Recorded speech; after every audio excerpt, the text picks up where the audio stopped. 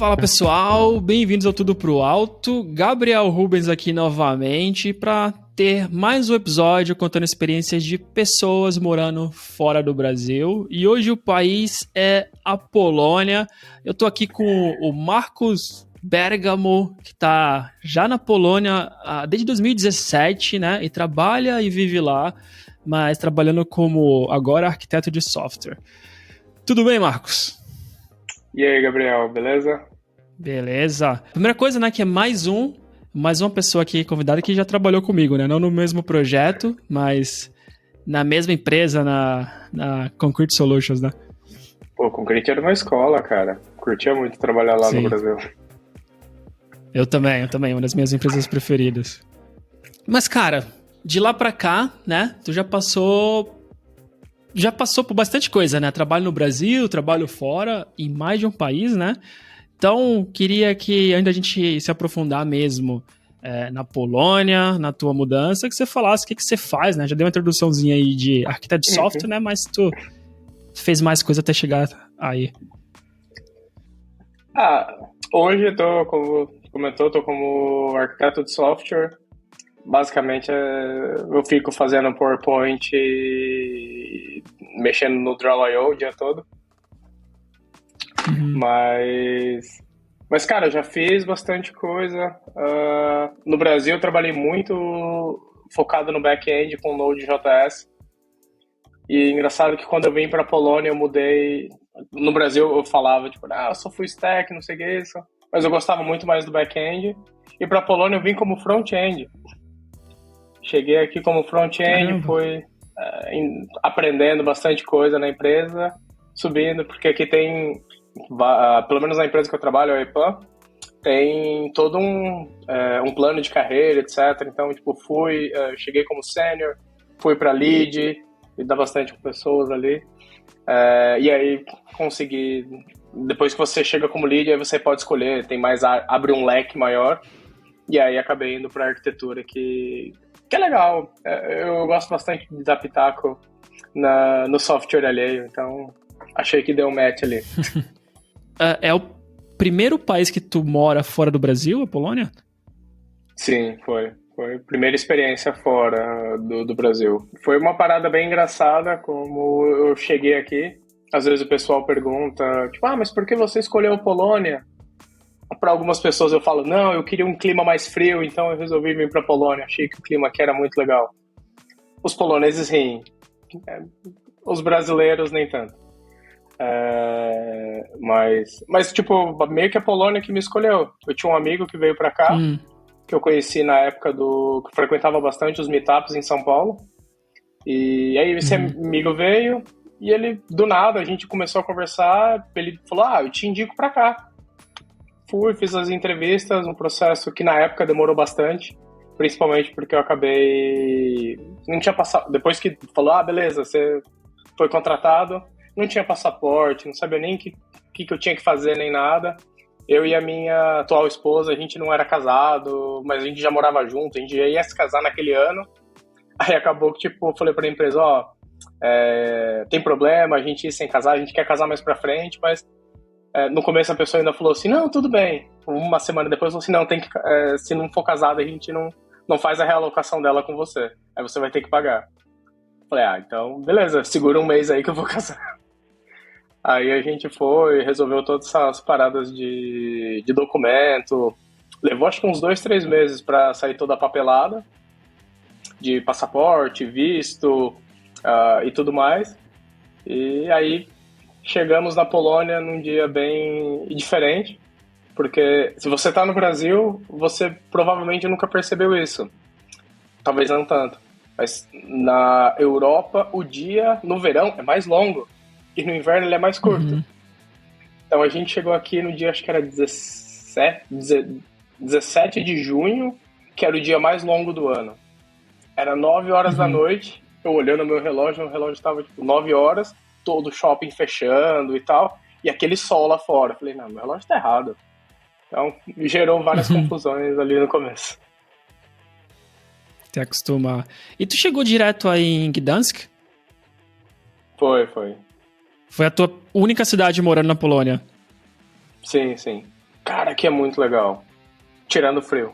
Mas tirando o frio, uma coisa que é legal pra caramba aqui em Gdansk é que, tipo, você tem uma qualidade de vida muito grande. Por conta de ser uma cidade considerada pequena.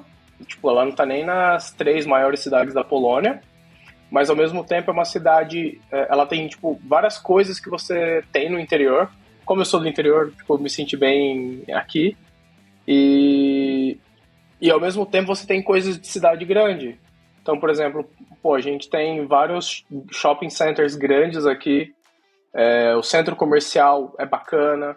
A gente tem a cidade velha para turista, assim, é bem legal. E tem praia. Fora, tipo, tem uma área verde muito legal. Você tem floresta para tudo quanto é canto, tem parque para você ir com criança para tudo quanto é lado. Então, tipo, a qualidade de vida, tipo, é lá em cima. Eu vou voltar nesses pontos todos daqui a pouco, porque eu quero saber muito mais ainda como é morar na cidade, ainda mais pra ti que tá com a família, né? Então tem que todo mundo acostumar, não é só mudar sim. E ponto. Mas eu vou voltar na entrevista, porque eu entendi, né, que teu amigo que te indicou, algumas vezes isso já facilita o processo, né, mas eu queria saber como que foi o teu, como foi o teu processo, apesar da indicação do teu amigo, e se tu sentiu que era diferente do que tu tinha feito de entrevista no Brasil. Cara, na época, eu acho que essa foi a segunda entrevista que eu fiz em inglês. Na época também, eu tinha feito uma pro Off Zero, mas não acabei passando. E aí, deixei pra lá. E aí fui fazer essa. Não acredito, principalmente agora aqui, estando aqui também, não acredito que teve nenhuma influência ter sido indicado pelo meu amigo. Mas, cara, o processo em si foi bem parecido com as coisas que a gente tinha no Brasil. A primeira fase é mais, tipo, conversar com o pessoal da RH, se conhecer. A segunda foi uma entrevista técnica. E, sinceramente, na época, o maior empecilho ali acabou sendo o inglês mesmo. Porque, por exemplo, tinha algumas coisas que acabava que eu não sabia. Por exemplo, em orientação a objeto, eu não sabia os termos em inglês de muita coisa. Então, às vezes o cara perguntou sobre polimorfismo na hora lá. Eu falei, putz, que é isso que ele tá falando? Será que é isso? Aí vai lá, tipo, supletivo, beleza. Lembrei o que era, o que ele quis dizer. Mas em geral, tipo, eram umas perguntas assim, tipo, ia bastante a fundo em alguns pontos do JavaScript, do CSS, do HTML, mas não me cobraram tanto algoritmo na época. Então, isso me facilitou a vida também. E depois disso, depois dessa entrevista técnica, eu tive uma entrevista com o gerente, que é meio que depois que você passa nessa entrevista técnica, você acaba falando com o gerente que vai te indicar para um projeto. Então, meio que, tipo, como é uma consultoria, meio que eles precisavam de um projeto para me colocar na época. Sim. Fiz essa entrevista, beleza, também passei, mas meio que ficou em stand-by, porque cancelaram um projeto que ele havia me indicado. Então eu fiquei um tempo esperando, até, tipo, eles até tinham dado como perdido. Eles voltaram, falaram comigo, a gente achou um projeto aqui, não sei o quê, faz entrevista com o... faz um cliente, né? team fit. Não, ainda não. Faz um team fit com o team lead desse time. E aí foi legal porque eu tava todo preparado para começar a falar inglês e era um brasileiro que me entrevistou para essa. Que o líder dali do time era um brasileiro. E na hora que ele chegou e falou oi, eu já me buguei. Falei, putz, me preparando todo aqui com as minhas notinhas do inglês e você já chega assim. Mas também conversei com ele. Tinha muita coisa ali que eu ainda precisava aprender mais. Fui bem aberto com ele, falar, tipo, cara, como era front-end, eu falei, eu conheço, tipo, o React da vida, mas preciso dar uma melhorada e tal. Porque o meu foco maior era back-end, mas, tipo, é JavaScript, então consigo me virar. E aí, tipo, ele gostou, depois de um tempo, eu pedi pra ele falar, pô, cara, como que foi o feedback que você passou pros caras lá? Aí ele me mostrou o feedback e foi um feedback ok. E aí depois disso começou o processo para... Aí tive que conversar com o time de mobility da empresa, e aí começou toda a parte de documentação, papelada para cá, papelada para lá. Mas a entrevista foi bem no padrão assim que a gente tem no Brasil. Talvez alguns passos a mais ali, acho que por conta de realocação Mudança e tal. de país, né? Sim. Porque, por exemplo, na Concrete, na época eu fiz acho que 2 entrevistas. Foi uma com o RH para fazer o pré-screening e depois fiz com os gerentes lá na época. Então não teve uma terceira para me alocar em projeto ou qualquer coisa. Então foi um pouquinho diferente, mas nada assim fora da curva. Interessante. Acho que quebra um pouco dos mitos, né, que a gente tem às vezes de como que vai ser fora. Algumas vezes muda, né, como outros episódios eu vi que muita gente falou do foco grande em algoritmos e estrutura de dados, mas no teu caso não teve tanto isso. Eu acho que depende, porque principalmente aqui eu acabei fazendo entrevista a algumas empresas depois, tipo, para se manter atualizado com o mercado também, o que os caras pedem. Eu vou te falar que das entrevistas que eu fiz, a maioria que acabou cobrando alguma coisa assim mais a fundo de algoritmo num nível, sei lá, tipo dessas FANG da vida, era literalmente uma dessas FANGs, tipo, ou era uma startup assim muito no começo, ou era a Amazon, eles cobram muito isso, o Facebook também, o Google nem tanto, que aí foi uma coisa engraçada, que eu fiz uma entrevista pro Google aqui, e o Google acabou que, tipo, só na última fase que acabou tendo alguma coisa de algoritmo, mas era alguma coisa assim mais simples também. Não era nada absurdo. Mas de resto era resolver algum problema, trocar mais... Eu gostei muito, por exemplo, de algumas que era muito mais trocar ideia e resolver algum problema mais do dia a dia ali. E, então, tipo, às vezes para essas empresas é muito mais interessante como você resolve o problema do que necessariamente escrever o código perfeito ou tipo lembrar da sua cabeça todos aqueles algoritmos da vida. Entendi. E na questão do inglês, eu já cheguei a ver uma apresentação tua, mas faz tempo, então eu não lembro qual era o tema, em inglês. Uhum. Não sei se tu compartilhou no LinkedIn, isso já deve ter uns 2 anos pelo menos. Mas essa tua... Então, eu sei que tu consegue falar em inglês, né? Ao ponto de trabalhar como arquiteto de software, tu tem muitas vezes que vender soluções. Mas como que era lá atrás? Tu já tinha alguma experiência de trabalhar em inglês?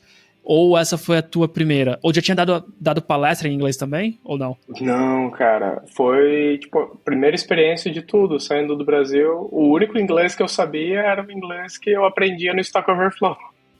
Pra você ver como o Stack Overflow gostava de brasileiro, que eles fizeram, tipo, uma caixinha só, o Stack Overflow Brasil, para os brasileiros perguntarem. Mas, não, foi minha primeira experiência fora. Eu cheguei, tipo...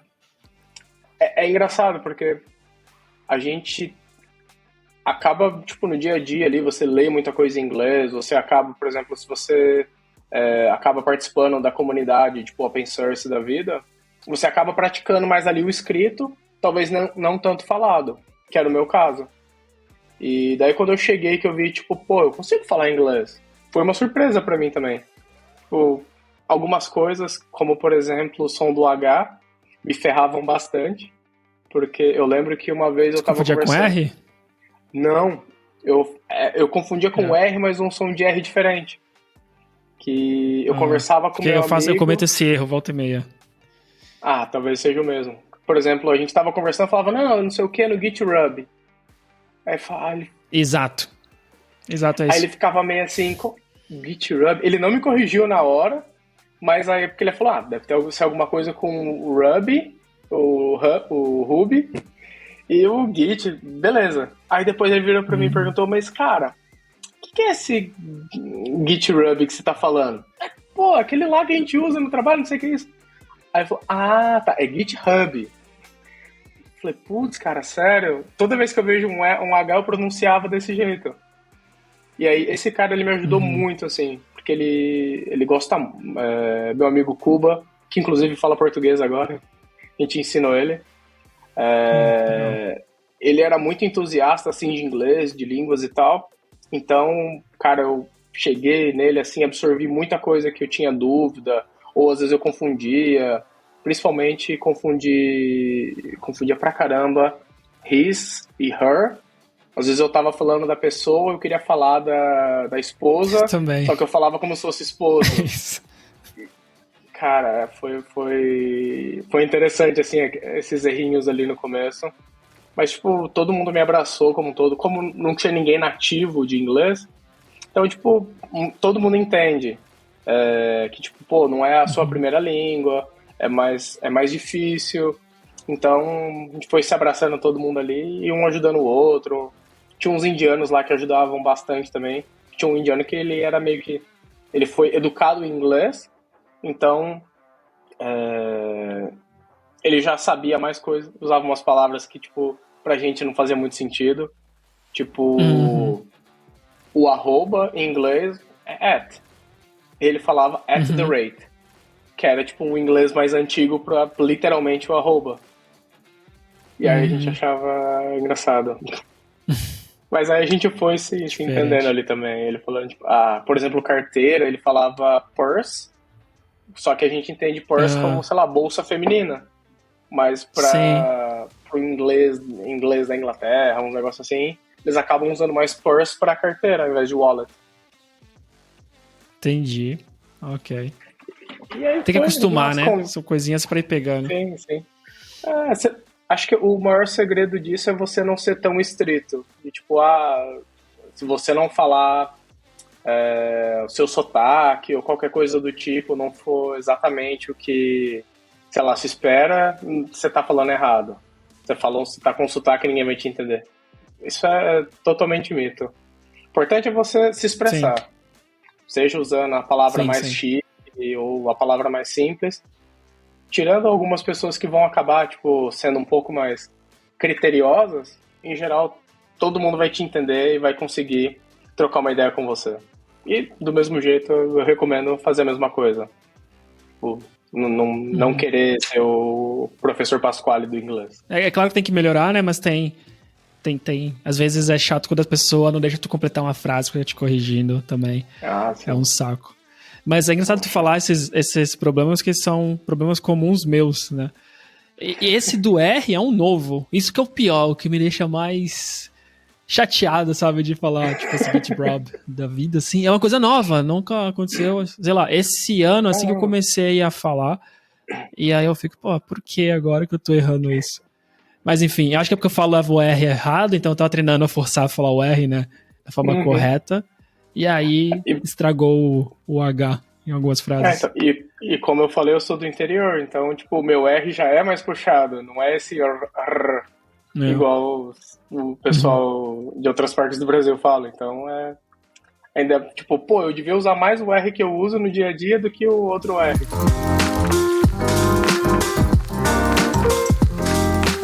E tu comentou um pouco sobre teus colegas de trabalho, né? Que até então parece todo mundo bem legal. De ter abraçado, ajudado sobre a língua e tudo, né? Até um deles falou que é teu amigo agora, né? O Cuba, se eu não me engano. Você mencionou. E eu queria saber como que foi aí trabalhar com o time internacional. Sendo que tu só trabalhou no Brasil, né? Então provavelmente foram muito mais brasileiros e a gente acaba trabalhando com menos estrangeiros, né? Talvez agora remoto muda um pouco, mas enfim, como que foi pra ti? Tu sentiu a diferença da galera, forma de conversar, tratar? Como que foi? Eu tive muita sorte no começo, que como eu falei lá, que o team lead do time era brasileiro, então eu acabei caindo num time que tinha muitos brasileiros já. Então, me facilitou bastante, principalmente na hora de se comunicar. Às vezes eu não sabia uma coisa ou outra, os brasileiros ajudavam também. Mas, cara, principalmente dos poloneses, tem uma coisa que eu aprendi com eles, que a gente tem uma cultura parecida em alguns pontos, mas em outros é bem diferente. Então, por exemplo, às vezes eu ia conversar com a pessoa, começava o que em inglês eles chamam de small talk, que é tipo, aquela conversa assim, pra você não chegar já, tipo, cara, eu preciso que você faça isso pra mim. Então chegava lá, conversava, trocava uma ideia, e aí alguns poloneses já me cortavam ali no começo, assim, cara, o que você precisa? Então eles tinham uma cultura de ser bem mais direto. Acho que na Europa como um todo eles são mais assim, não tem tanta conversa ali e tal. Então foi um pouco difícil isso, às vezes eu achava, tipo, ficava com aquela impressão, pô, esse cara é grosso. Tipo, chega do nada assim, já pede um negócio, nem me fala um oi, não me chama pra tomar um café. Mas conforme foi passando o tempo, fui pegando um pouco esses trejeitos aqui. Mas ali no começo tinha bastante. A gente tinha. Eram mais poloneses. Depois chegou um ucraniano na época também. Não era tão comum. Pelo menos ali no meu time. E a gente tinha. E aí tinha vários poloneses. Então acabava sendo uma. Todo mundo, pelo menos ali dentro da empresa, assim, no começo todo mundo era muito aberto, o pessoal era mais sociável, digamos assim. Então foi bem mais fácil de se comunicar, juntar, trocar uma ideia. A gente achou alguns interesses em comuns ali, então facilitou bastante assim, essa transição no começo. No meu time agora eu tenho mais bielorrussos e ucranianos do que outros. Tipo, só tenho eu de brasileiro no meu time agora. Uhum. É verdade, acho que mudou bastante. Até aqui em Portugal tem mais ucranianos agora. Eu já vejo no mercado de TI, nas empresas, assim. Hoje eu trabalho com ucranianos também. Eu acho que uma já estava lá antes de começar a guerra, mas acho que a outra chegou depois. Ou tem 3, sei lá. Então mudou um pouquinho, né? Mas tu comentou que tu começou aí com teu lead, né? Sendo um brasileiro. Mas de lá pra cá, tu teve outros leads que eram estrangeiros também, ou sempre manteve com brasileiros? Não. Quando eu troquei de lead, meio que eu peguei um polonês na época, o lead seguinte, e aí ao mesmo tempo eu já usei muito do que eu aprendi na Concrete sobre Scrum, da vida Agile, e aí eu consegui me promover para lead já por conta dessas coisas.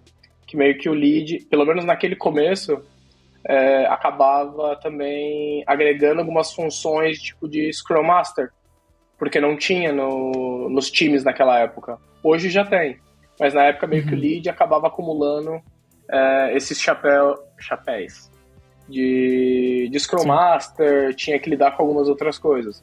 Então aproveitei que eu aprendi bastante na Concrete sobre isso, tinha uma cultura muito foda sobre a agilidade. Agilidade, então, né? Então consegui me promover ali, e daí meio que eu acabei sendo o lead do projeto, mas eu tinha o meu gerente. A maioria das vezes era polonês, porque tem muito mais polonês do que os outros aqui. Mesmo a empresa que eu trabalho sendo de origem bielorrussa, mas dentro da cidade aqui tem muitos, os cargos assim mais altos acabam sendo mais de poloneses e tal. Não tive experiências ruins. Sempre gostei bastante do pessoal. Alguns eram mais direto ao ponto, quando a gente ia fazer uns one-on-ones. Outros já eram um pouco mais... Dava para conversar melhor, dava para criar uma intimidade assim, com a pessoa, mantendo o limite ali do profissional, mas tipo, dava para manter isso. Tive um RM português por um tempo. E acabou sendo mais isso. E aí depois, como lead, aí eu invertei um pouco o papel, que aí eu também acabava acumulando um chapéu que aqui eles chamam de Resource Manager, que é meio que tipo como se fosse... eu sei que não são todas as empresas que acabam tendo esse papel, mas meio que eu era responsável pelo crescimento das pessoas ali. Então, além de liderar o projeto, naquele começo que depois foi mudando, eu também, por alguns membros, eu era responsável pelos membros do meu time, em relação não só às atividades do projeto, mas o crescimento individual deles também. Então aí tive que fazer o one-on-one, teve uma época que eu tinha que, em geral era tipo mais poloneses, mas teve uma época que eu peguei um cara que era russo para eu ser RM dele. Peguei um pessoal que era da Bielorrússia também. Então acabou sendo mais o pessoal eslávico, assim. Mas. E como que foi isso? Cara... Porque, às vezes, né, tipo, algumas pessoas, depende muito do contexto, por isso que eu queria saber como foi pra ti. Algumas pessoas falam, não muda nada, basicamente tem que ser um pouquinho mais direto, né, que como tu mesmo comentou, tem que ser mais direto ao ponto, mas no geral não muda tanta coisa. Mas e na tua experiência como gestor dessas pessoas? Cara, foi um pouco difícil, porque você tem que se adaptar com a pessoa também. Tem algumas pessoas, por exemplo, que falam muito, são mais abertos para conversar. Alguns dos poloneses que eu acabei fazendo, eles eram mais assim. Mas esses últimos que eu peguei antes de virar arquiteto, eu tinha dois ali comigo. Era uma polonesa e um russo. A polonesa eu conversava com ela, tentava, tipo, andar com algumas coisas. Eu, tipo, não, tá tudo bem.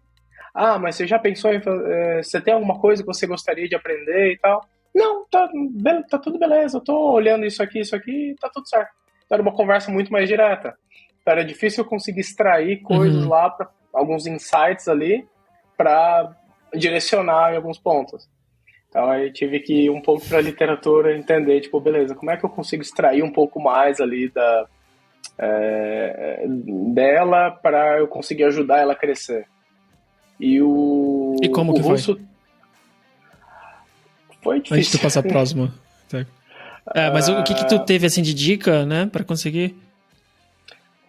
Então, na época ainda, para piorar, eu nunca tinha visto ela pessoalmente.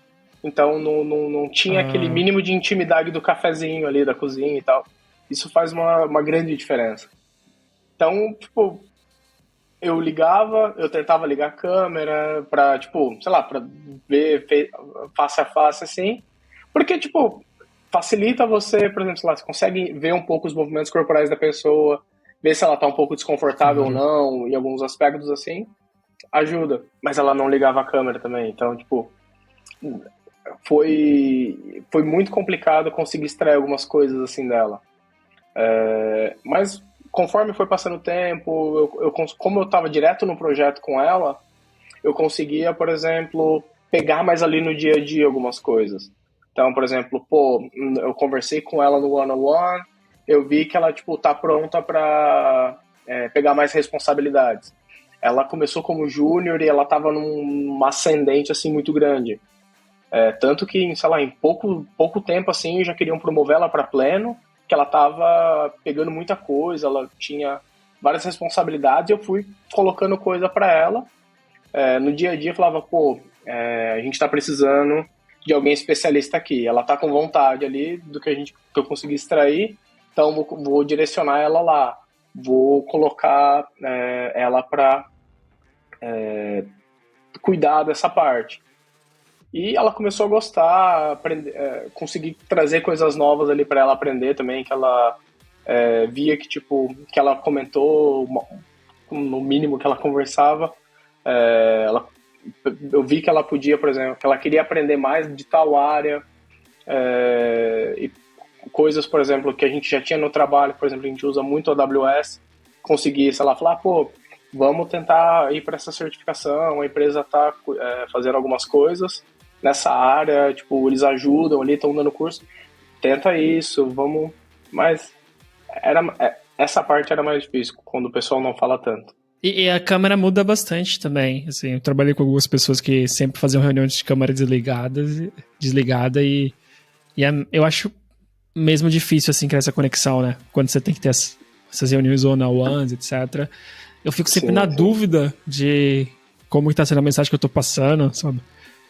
Então, eu te entendo nessa. Aí depois eu conheci ela, a gente fez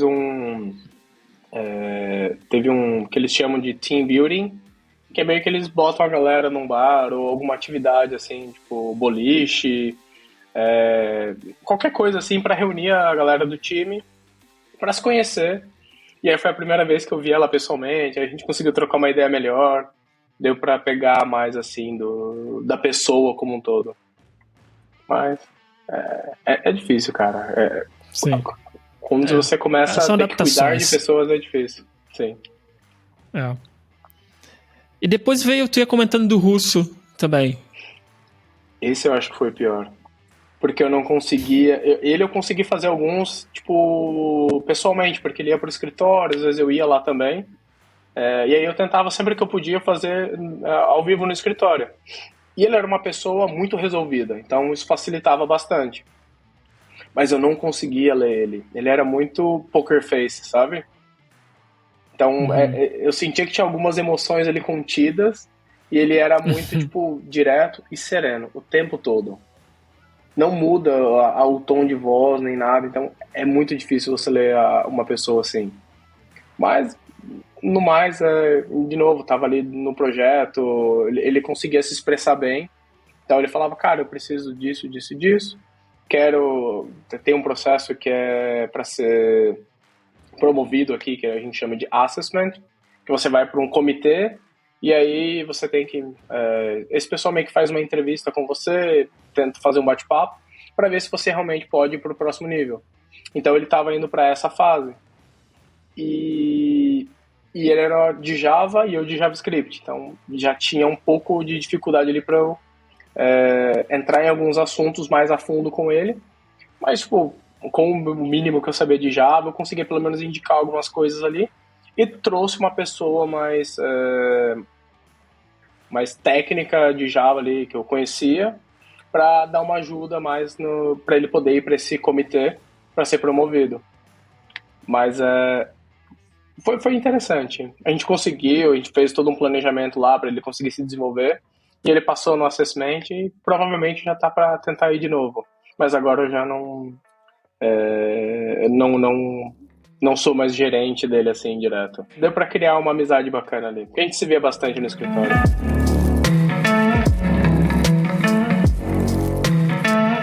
E agora voltando para a parte da cidade, tu já comentou lá no começo que gosta bastante, porque é uma cidade pequena, não tão pequena, mas que tem tudo, né? Então, cara, como que tá sendo morar aí? Como que a vida, né, além do trabalho,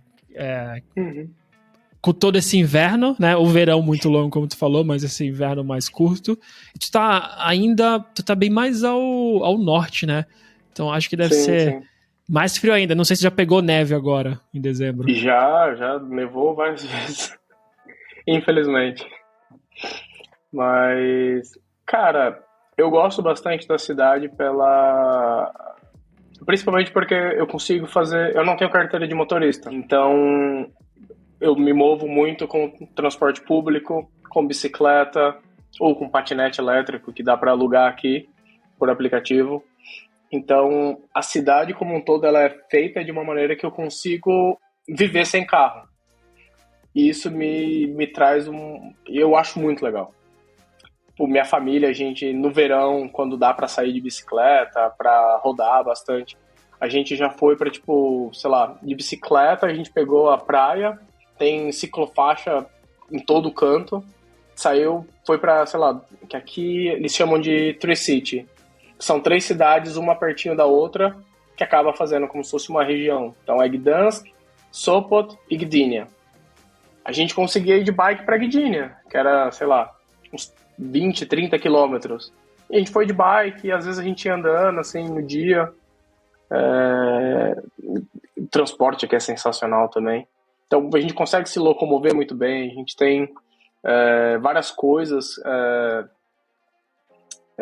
que que a gente sente falta às vezes quando tá fora do Brasil, tipo, pô, eu quero às vezes ir num shopping, ver alguma coisa. Eu tenho bastante opções aqui, mesmo sendo uma cidade considerada pequena na Polônia. Eu tenho áreas verdes pra caramba, tem um parque aqui do lado de casa, tem playground público para o meu filho em todo quanto é canto na cidade. Então, cara, a qualidade de vida que a gente tem aqui é muito boa.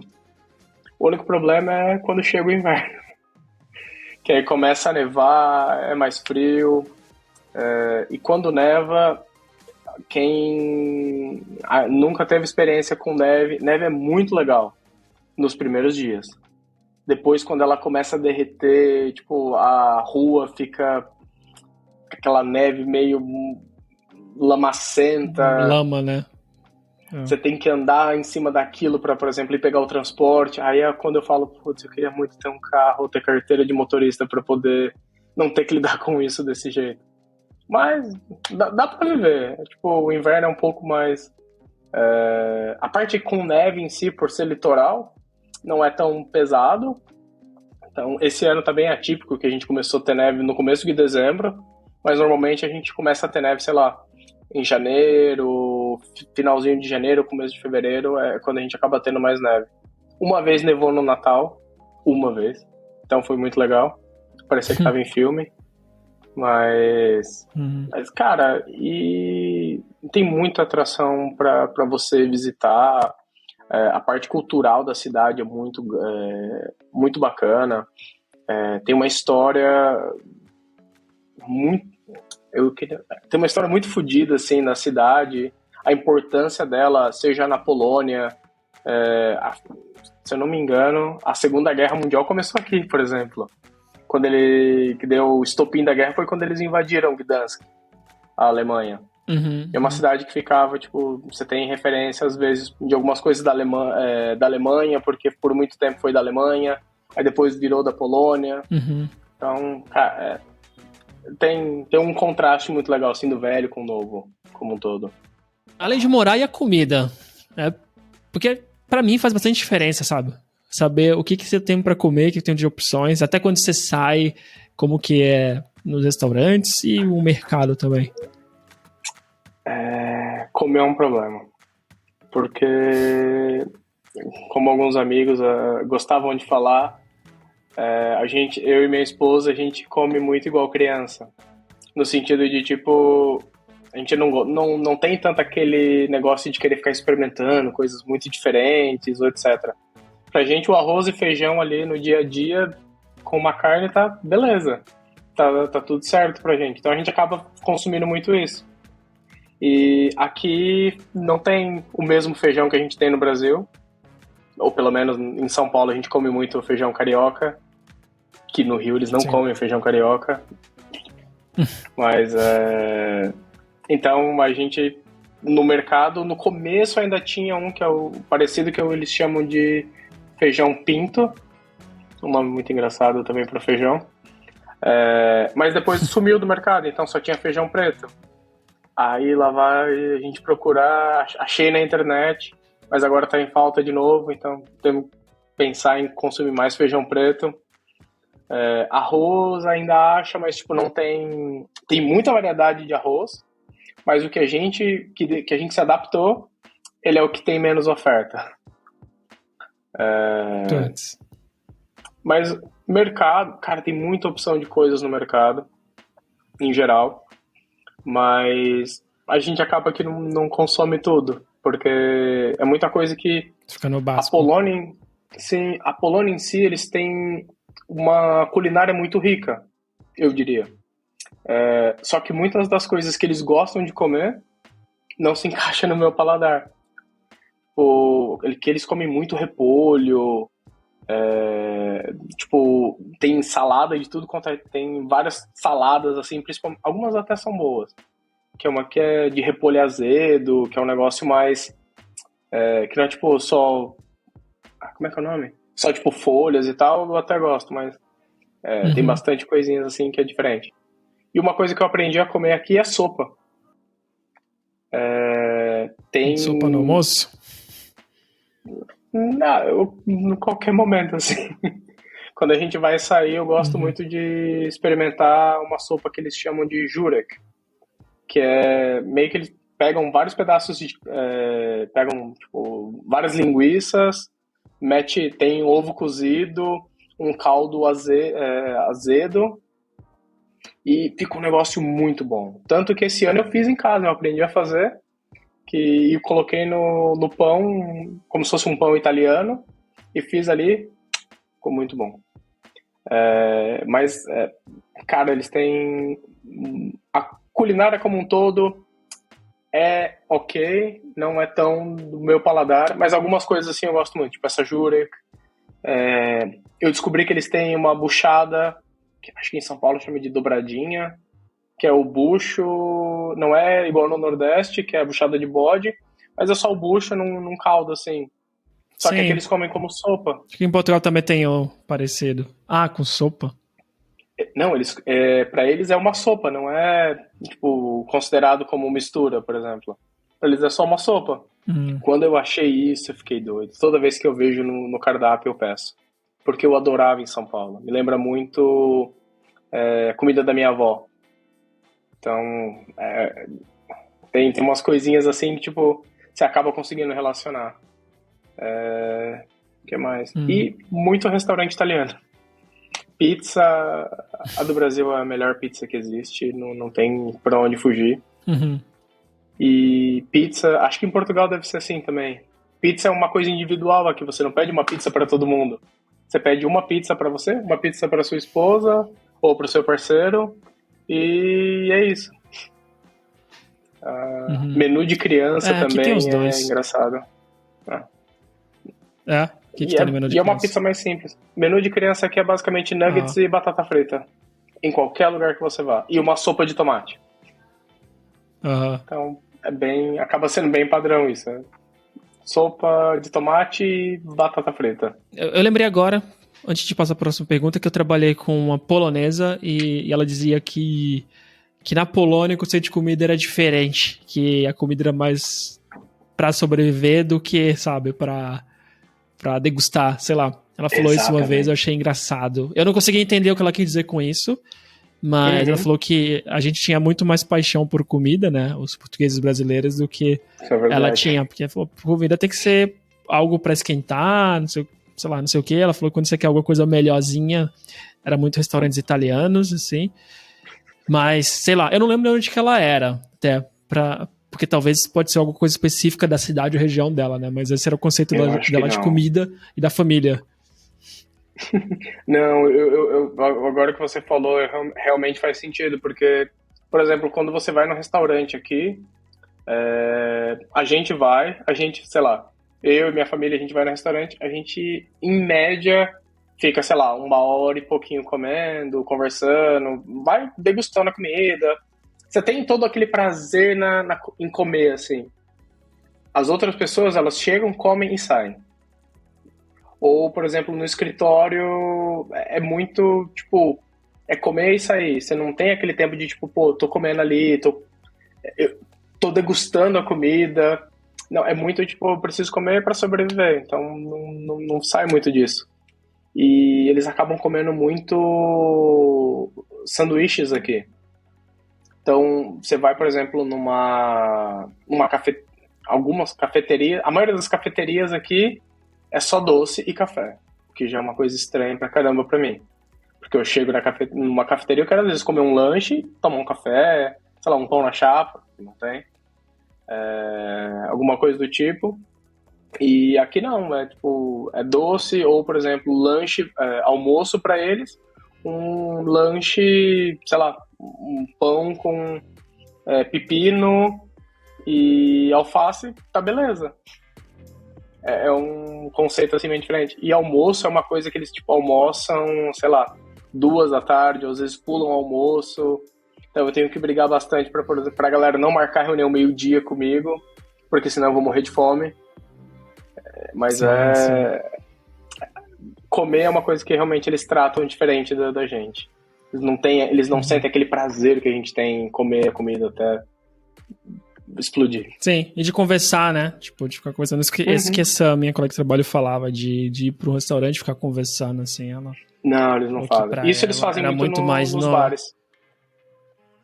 Ou em épocas festivas. Eu falava que era reunir a família e comer o dia inteiro e conversar. Mas não como a gente que queria fazer isso quase todo dia.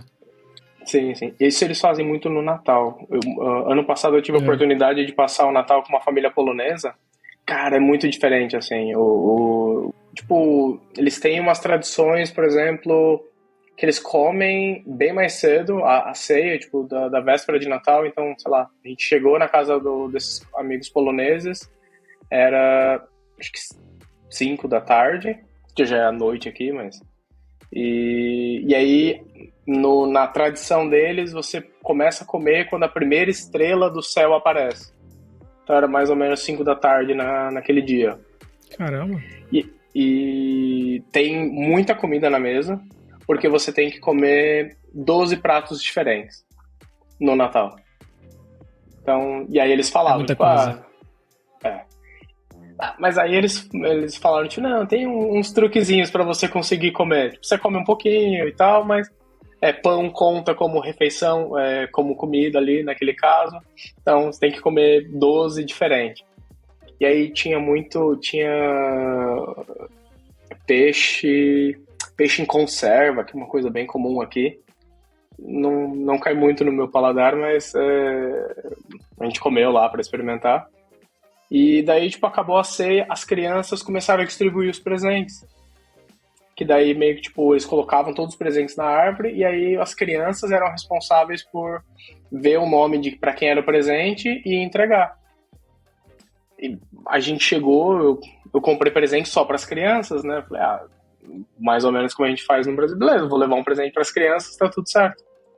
E aí, conforme as crianças foram entregando os presentes, tinha presente pra mim, tinha presente pra minha esposa, meu filho voltou pra casa com, sei lá, com uns 4, 5 presentes. Eu falei, caramba, eu devia ter perguntado pro nosso anfitrião no dia como é que funcionava mais, que eu me sentia até mal de, tipo, não estar preparado pra isso. Mas... Era tão caro, né? Não, mas o presente, por exemplo, que eu e minha esposa a gente recebeu, assim, é uma coisa simples, às vezes, tipo, uma caixinha de chocolate, a gente recebeu um kit de beleza da vida, assim. Só que, e aí, por exemplo, esse ano a gente estava reparando que tinha muitos desses kits, e aí a gente entendeu, eu falei, faz sentido o pessoal no mercado vender esses kits, porque as pessoas acabam presenteando mais assim. É mais aquela coisa de, tipo, de você lembrar de todo mundo e tal. Então, cara, foi muito bacana. Foi um Natal que a gente não tinha conseguido visitar a família e tal, então a gente se sentiu muito bem acolhido nesse dia. E era bastante comida, era muita comida. Que bom, mas eles gostaram da nossa sobremesa, então tá tudo certo. Qual que foi? A gente levou um pavê. O clássico. Não, eles gostaram muito, assim. Tanto que a gente não, normalmente, lá quando a gente leva e vai na casa de um brasileiro, a gente acaba conseguindo trazer um pouco embora. Não, a moça devolveu, a dona da casa devolveu só a travessa limpa. De tanto que eles gostaram. Legal. Que top. Marcos, muito bom. Deu pra gente passar aí pela vida, né? Eu acho que foi legal saber do Natal também, da comida. Um pouco diferente do que a gente está acostumado, né, nos outros países como a Alemanha. Então, apesar que, sei lá, é difícil comparar, né, mas eu pelo menos minha experiência de comida na Alemanha foi mais ou menos, né, não digo que é ruim, tinha variedade grande, mas não sei, tinha muita coisa gordurosa. E eu tenho a impressão que as coisas são parecidas. Quando eu vou ver foto, assim, antes de gravar eu também tentei dar uma olhada, né, na comida, assim, eu vi tudo parecer muito gordurosa. Até essa sopa que tu falou, eu esqueci o nome dela. Jurek, ela também parece ser bem gordurosa, mas pro friozinho deve ser bom. Qualquer momento, velho. O ovo é estranho. O ovo cozido ali no meio parece estranho. Não, mas você cozinha o ovo separado. Você só coloca ele cozido lá já. Não, é isso que eu tô dizendo. O ovo depois cozido colocar lá, não sei, meio diferente. Eu aprendi esse ano que essa sopa é uma sopa especial de Páscoa aqui. Claro que você pode consumir o ano todo, mas ela normalmente é uma sopa de Páscoa. Porque eles têm muito disso, de algumas comidas que são mais para algumas épocas do ano. A gente também. Mas, cara, essa sopa é uma delícia. Muito boa. Tá bom, quando tiver por aí eu vou tentar achar em algum lugar. Se você vier, eu te recomendo onde eu comi a melhor que tem aqui em Gdansk. Demorou, então. Combinado. Antes de fechar, queria primeiro, né, te agradecer pelo episódio, cara. Muito obrigado mesmo. Sempre bom ouvir mais experiências, assim, ainda mais quando é alguma cidade diferente. Em uma cidade, como eu te contei, se eu não me engano, tem linha nova, né? Ryanair de Porto Gdansk. Então, faço o dia pondo em inglês também. É. Eu percebi no começo que tu teve que puxar da memória várias vezes as palavras em português. Eu tava percebendo, principalmente falando de código. Né? Dá um trabalho, cara. Quando vai falar de programação, eu fiz esses tempos atrás uma entrevista para Portugal. Teve várias vezes que eu tive que, tipo, dar uma bugada assim e... Como é que eu falo isso em português, velho? É muito louco isso, né? Mas faz parte. O cérebro adapta. Mas antes de fechar, seria legal tu deixar teus links aí, né? Tu tem o teu site, tu tem algumas palestras, eu vi ela pelo LinkedIn, mas se tiver algum lugar também, deixa por aí. E claro que todos os links vão ficar na descrição. Em geral, consegui normalizar todos os meus links de rede social pro mesmo. Então, qualquer rede social, se procurar The Bergamo, eu vou estar lá. Meu site, infelizmente, é a Casa de Ferreiro Espeto de Pau. Quebrou por algum motivo a parte que mostra o blog que eu fazia, mas aproveitei um trabalho da faculdade, que estou fazendo faculdade aqui também. Tinha uma matéria, eu consegui refazer meu blog e provavelmente até o final do ano eu consigo subir uma versão nova melhorada aí. Mas é isso aí, thedom.com.br. Então todos os links vão ficar na descrição. Novamente, muito obrigado. E já deixo o convite para fazer outro, cara. Eu com frequência acabo os episódios assim, mas eu queria falar só sobre o papel do arquiteto de software. Né? Tu tem essa experiência aí como programador, como lead e como arquiteto de software.